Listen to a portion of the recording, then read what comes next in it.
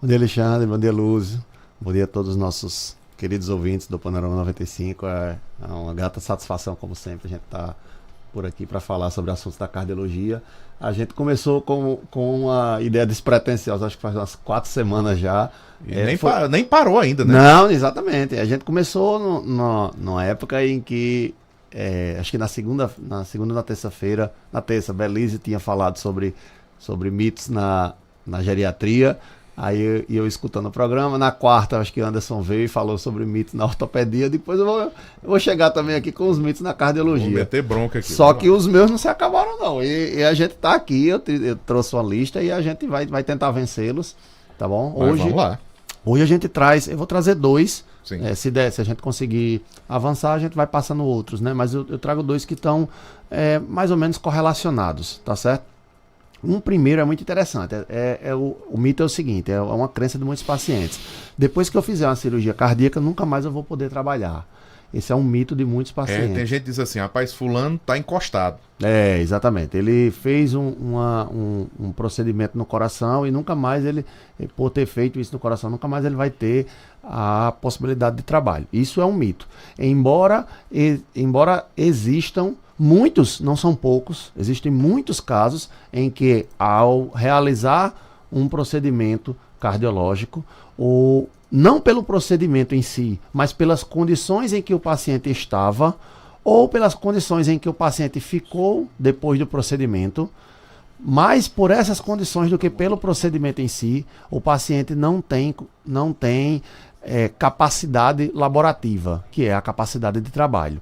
Então, a cirurgia cardíaca em si não é um indicativo, né? Esse é a frase que vai desmistificar o mito. Eu fiz a cirurgia cardíaca, nunca mais eu vou poder trabalhar. A cirurgia cardíaca em si... Diz mais assim, né, Tovanda? Nem pegar peso. Nem pegar peso. Fazer esforço nenhum.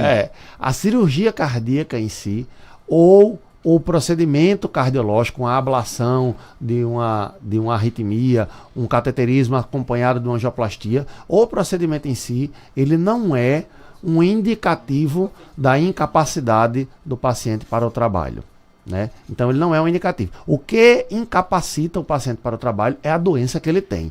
Então, e outra coisa, o objetivo, ninguém opera, ninguém faz uma angioplastia, ninguém para depois deixar a pessoa encostada e deixar a pessoa aposentada. Não é a intenção do médico, né? Não é a intenção, e eu tenho certeza que também não é a intenção dos pacientes. Eu acho que se alguém tiver de preferir a doença a ter que trabalhar, essa pessoa ela precisa se tratar, porque ela tem uma outra doença, ela tem um outro problema mental, um outro problema de saúde, de preferir adoecer a ter que ter algum tipo de trabalho. Então, todo mundo com quem eu tenho contato, quando diz assim, eu trocaria não estar doente e nem estar precisando de apoio do INSS e tudo mais, por ter minha saúde e ter minhas condições de trabalho. Então, não é a cirurgia, o que a gente quer dizer assim, não é a cirurgia em si, não é o procedimento em si que incapacita o paciente. Você pode fazer uma cirurgia e após um determinado tempo de recuperação, aí eu vou entrar no parênteses da questão que você falou de não pegar peso,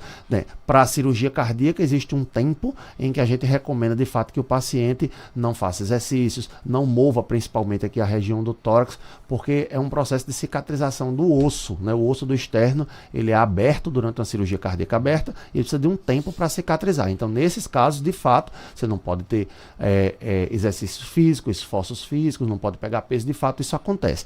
O que acontece é que ao completar esse período de recuperação da cirurgia cardíaca, e eu estou falando das cirurgias grandes, cirurgias abertas, né? Existe hoje cirurgia minimamente invasiva, que você faz a abordagem entre as costelas, ela é bem específica para alguns pacientes. Existe a cirurgia do marca-passo convencional, a gente já vai falar também sobre marca-passo. Claro. A cirurgia do marca-passo convencional, do implante marca-passo, ela é uma cirurgia muito menos agressiva do que as cirurgias cardíacas convencionais, dura 40 minutos, 1 hora, o paciente faz a cirurgia num dia, no outro já está em casa, ela pega 3, 4 pontinhos aqui na região abaixo da clavícula, então a recuperação dela é muito mais rápida.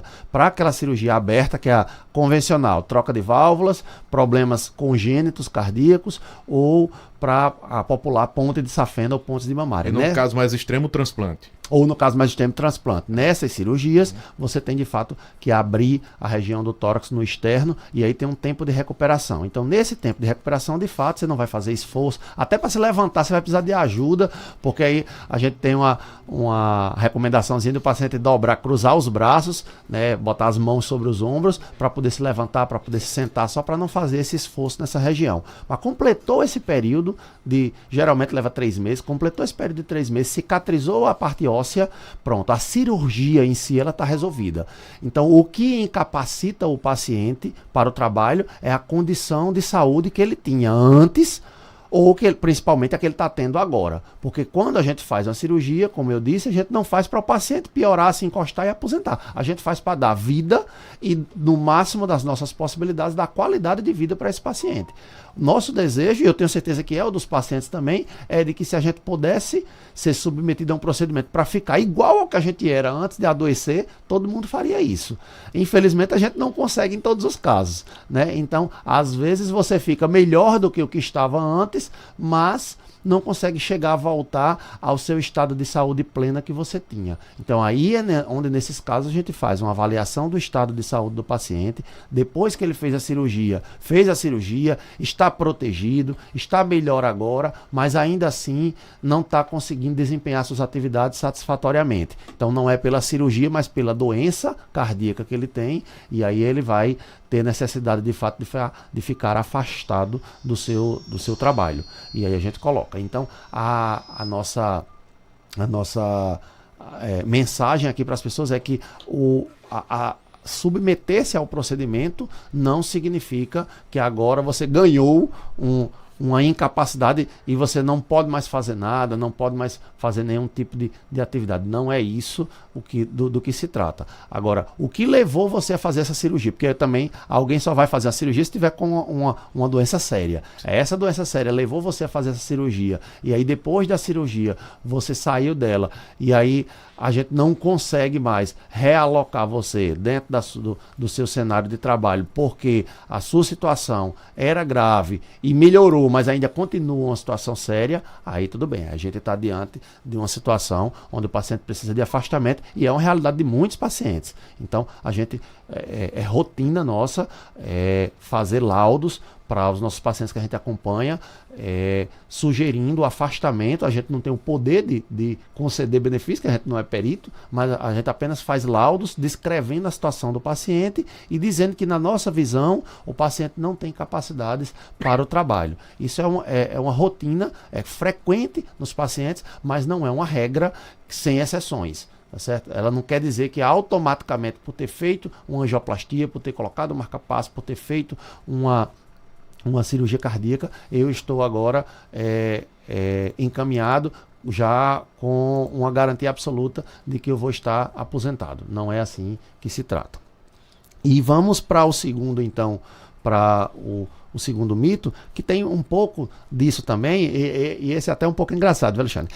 O segundo mito é o seguinte: quem tem marca-passo não pode manusear aparelhos elétricos ou eletrônicos. Esse é um outro mito que existe para muitas pessoas, né? Principalmente aquelas que convivem ou aquelas que já receberam o implante de um marca-passo. De um modo bem resumido, que é um marca-passo? É um aparelho constituído de uma bateria e 2 fios. Esses fios estão conectados ao coração. Essa bateria, ela lança pequenos pulsos elétricos, mini choques, certo? São imperceptíveis. Quem tem o marca-passo não sente nada, absolutamente nada, porque, só para ter uma ideia, o choque de o choque de uma pilha é de 1 volt, 1,5 volt. Esse choque aqui é de 0,1 volt, é 10 vezes menor do que o choque de uma pilha, 10, 15, 20 vezes menor do que o choque da pilha. Então é imperceptível para o nosso corpo, né, a descarga elétrica que o marca-passo tem. Então, resumidamente, o marca-passo é constituído de uma bateria associada a 2 fios. Esses fios são conectados ao coração e eles disparam esses pulsos elétricos para fazer com que o coração não pare de bater. O coração fica sempre batendo e bombeando. Como ele é um aparelho eletroeletrônico, vamos dizer assim, e ele é muito sensível ao magnetismo, e a interferências por radiofrequência, de fato existem certos cuidados que a gente precisa ter, né? A maioria dos aparelhos tem lá nos seus manuais de recomendações, por exemplo, que o paciente, ao atender um celular que emite radiofrequência, que o paciente, ao atender um celular, ele atenda com a orelha, né, do lado oposto aonde está implantado o marca-passo. Então, se o marca-passo for implantado abaixo da clavícula do lado esquerdo, então quando ele for atender o celular, atenda do lado direito. Se for implantado abaixo da clavícula do lado direito, que ele atenda do lado esquerdo. A maioria desses dispositivos, eles contam com isolamento. Os dispositivos mais modernos são mais adaptados para a nossa realidade, onde a gente tem contato com aparelhos eletrônicos o tempo inteiro. Então eles são isolados, são protegidos, mas mesmo assim os seus manuais, eles recomendam certas precauções. Uma outra precaução, por exemplo, é você, ao ligar um aparelho de micro-ondas, você que tem um marca-passo, ao ligar um aparelho de micro-ondas, você manter um afastamento ali de 1,5 m, 2 metros, dá 2 passinhos para trás enquanto o micro-ondas estiver em atividade. Mas isso não significa que você não possa lá configurar o micro-ondas e apertar o botão de ligar. Depois você se afasta ali e aí fica tudo bem. Mas eu falo que é engraçado porque eu me lembro muito da minha época de residência, quando a gente estava construindo a base, né, teórica e prática para fazer a cardiologia, quando eu fiz a residência em Recife, e eu tinha um paciente, Alexandre, que o bichinho, eu tive pena, eu tive dó dele. Eu acho que ele tinha implantado o marca-passo, fazia coisa de 1 ano aproximadamente, e ele vivia em casa, não ligava um liquidificador, ele não apertava um botão do interruptor, porque ele achava que... Eu acho que ele tinha medo até do controle remoto, será? Não, na TV? Na televisão, ele simplesmente não mexia, ele estava isolado do mundo, porque ele tinha medo de ter um choque, ele tinha medo de dar uma interferência. Aí ele dizia, não, eu vou levar um choque se eu fizer isso. Eu digo, não, vamos fazer o seguinte, você sabe que quem leva choque, se estiver segurando na mão de outro, os dois levam choque. Então eu seguro na mão do senhor e o senhor aperta no interruptor. Rapaz, então, o micro-ondas então devia ser uma angústia para ele. Não, ele não ligava o interruptor para acender a luz. Se ele precisasse de acender uma luz dentro de casa, ele tinha que chamar alguém. Diga aí o nível de qualidade de vida que a pessoa tem por conta desse mito. Não, eu não posso apertar esse botão não, porque vai atrapalhar meu marca-passo, ou então eu vou levar um choque. Aí eu dizia, olha, choque o senhor não vai levar não. Segure na minha mão aqui, porque se o senhor levar um choque, eu levo também. Aí foi assim que eu tentei convencê-lo a apertar um botão de interruptor para ligar e desligar uma lâmpada. Então assim, o aparelho de marca-passo, ele sofre interferências em alguns cenários muito específicos, como esses que a gente mencionou, um cenário de um celular, um cenário de você estar próximo de um micro-ondas, mas você manusear os aparelhos comuns do dia a dia da gente, liquidificador, geladeira, televisão, o próprio micro-ondas, como a gente falou, se você tiver essa precaução de se afastar um pouco durante a atividade dele, eles não impedem, não inviabilizam a vida cotidiana, o dia a dia dos pacientes que possuem marca-passo. Tovanda, eu vou fazer 2 perguntas de 2 ouvintes, que eu sei que deve ser preocupação com os esposos. E vamos lá. Eu vou fazer as 2 juntas, porque aí o senhor responde, que eu acredito que dá certo, a resposta servirá a ambas. Bom dia, doutor Wanda. Quem infartou há 6 meses, fez angioplastia, pode beber uísque? E aí a segunda ouvinte pergunta, qual o perigo de uma pessoa que fez ponte safena de beber? Então, procedimentos cardíacos e ingestão de bebida alcoólica. Vamos lá. A primeira pergunta é boa e eu vou responder de uma maneira não convencional. Me entendam, eu não estou sendo rude, nem estou sendo agressivo, não. Eu só estou fazendo com que a gente reflita à luz da maneira como foi perguntado, tá certo? Foi perguntado se quem teve infarto há 6 meses pode beber uísque. A minha resposta é, com toda delicadeza, mas a minha resposta é, pode-se beber uísque do mesmo jeito que pode fumar, do mesmo jeito que pode pular na frente de um trem. Porque poder a gente pode qualquer coisa. A gente só não pode voar porque a gente tem braço e a gente A angioplastia é um procedimento comum no infarto ou não? É um procedimento comum no infarto. É um procedimento comum no infarto. Então, o que é que eu quero dizer? Poder aqui, a gente pode fazer muita coisa. A gente é livre para fazer muitas coisas. Agora, dever a gente não deve, certo? Poder a gente pode, mas dever a gente não deve. E aí cabe uma questão de consciência, você saber que você passou por um procedimento como uma angioplastia já devido a um infarto, porque é diferente você fazer uma angioplastia tendo descoberto que tinha um processo obstrutivo antes de infartar, e outra situação é você infartar. Quando infarta, você lesiona e perde e morre, vou falar assim, num termo que seja mais compreensível, morre uma parte do seu coração. Então é como se você tivesse, faça de conta aí que você tem um sítio que tem 10 trabalhadores para você, para tomar conta de todas as atividades do sítio. De repente, 2 funcionários desse sítio vão embora e você simplesmente não tem como mais contratar outros. Esses 8 que vão ficar vão ter que fazer o serviço dos 10. E aí vai ficar mais pesado, vai ficar mais difícil. Então, a situação de angioplastia num cenário depois que o paciente tem um infarto, ela é mais difícil, ela é mais complexa do que aquela do paciente que descobre e faz angioplastia antes de infartar. Tanto para angioplastia, quanto para cirurgia, quanto para qualquer tratamento que você faça. Você descobrir a doença antes dela piorar, dela chegar ao seu auge, que no caso aqui seria o infarto, é muito melhor e você providenciar um tratamento. Então, nesse caso, você teve um paciente que infartou, já teve que fazer o procedimento da angioplastia e 6 meses depois nos pergunta se pode beber uísque. Mais uma vez, a pergunta é pode e a resposta é pode. Pode beber, pode fumar e pode se jogar na frente do trem. Agora, a gente deve fazer isso? Eu acho que não. A gente pode fazer muita coisa. A gente não pode voar porque a gente tem braço, a gente não tem asa, como eu estava dizendo. Mas poder fazer, a gente tem a liberdade de fazer. Agora a gente precisa entender que para cada coisa que a gente faz ou para cada coisa que a gente não faz, a gente tem uma consequência. Porque também tem o não fazer. Tem gente que simplesmente diz, eu posso abandonar meus remédios, eu não quero mais tomar meus remédios. Eu não acho que está me servindo mais eu não é nem que não está me servindo, eu não estou mais sentindo nada. Tá. Não, eu não estou mais sentindo nada. Esquece que não está por conta do remédio. Eu posso abandonar meu remédio? Pode. Se você não tomar o seu remédio, você está fazendo alguma coisa. Não fazer também é fazer alguma coisa.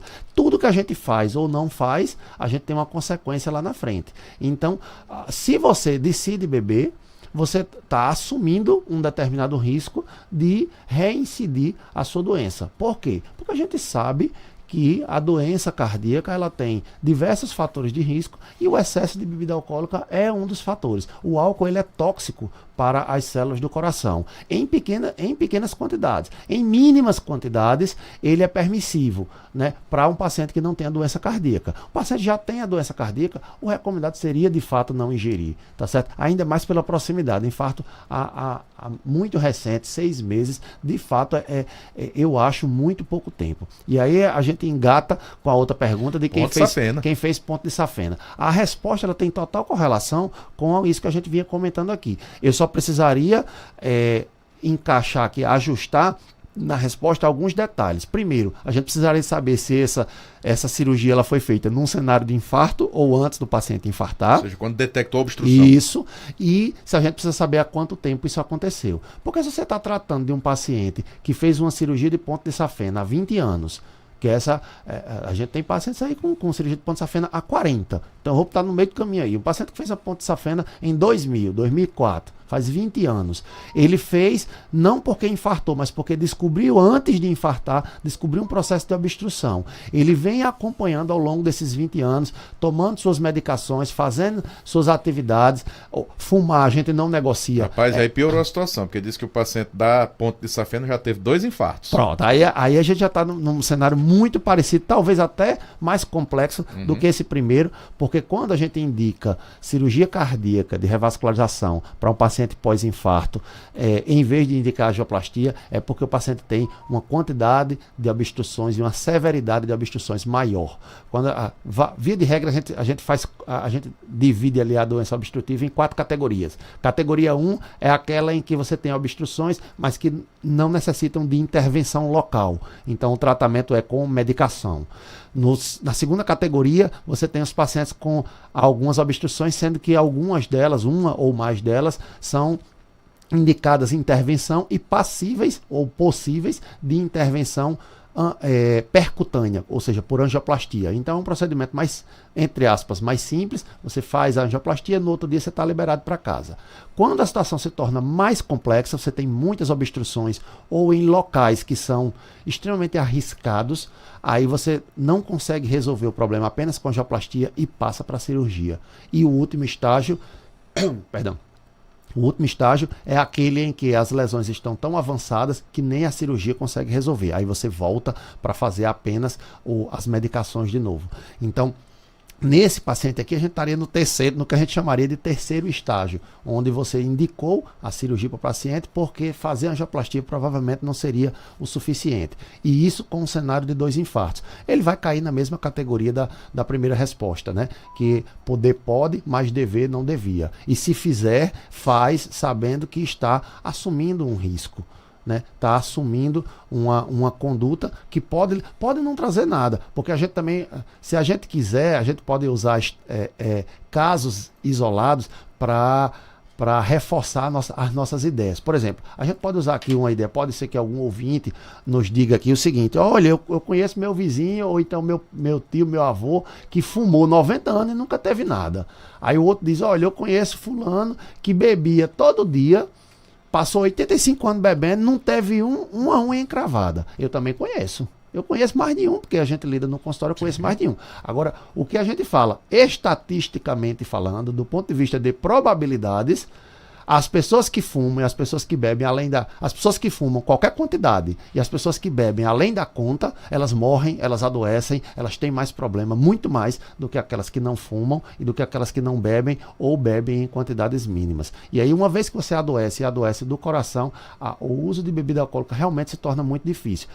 O cenário de exceção seria, eu nem concluí, porque aí já veio a informação que o paciente infartou, né? Mas o cenário de exceção seria: você fez uma cirurgia cardíaca faz 10 anos, 20 anos, passou esse tempo todinho bem, seguiu as orientações, tomou seus remédios, voltou a fazer sua reabilitação, está fazendo seus exercícios físicos dentro das capacidades que o seu corpo lhe permite e está tudo ok, faz os exames estão bons depois de 20 anos e aí você recebe uma liberação para fazer um consumo moderado de bebida alcoólica. O que é um consumo moderado? É tomar uma dose do garçom, não é a dose que você mesmo bota não, é a dose do garçom, é o dosador mesmo, botar uma dosador por dia de uma bebida destilada, ou uísque, enfim, ou uísque, ou cachaça, ou vodka, ou rom, ou então você tomar uma latinha de cerveja, 1 ou 2 latinhas de cerveja. Então, isso é o que a gente chama de consumo moderado para um paciente que teve uma doença muitos anos atrás e que ela está bem controlada. O paciente teve uma doença mês passado,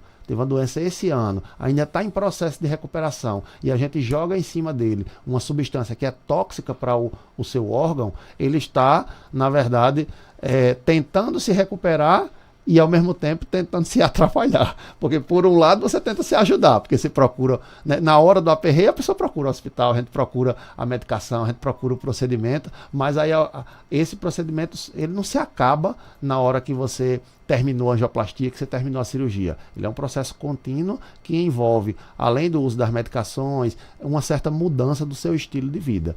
Então, para esse segundo caso, a resposta é a mesma. Poder pode, mas dever não deveria, porque você está, na verdade, é como se fosse um cabo de guerra, né? Você tem fatores que estão tentando ajudar o seu coração, está tomando seu remédio, já fez sua cirurgia, está fazendo uma dieta e tal, e ao mesmo tempo está bebendo do outro lado. Então o outro esportistazinho lá do outro lado do cabo de guerra tentando puxar para atrapalhar o coração. Então não deveria, a resposta é não deveria.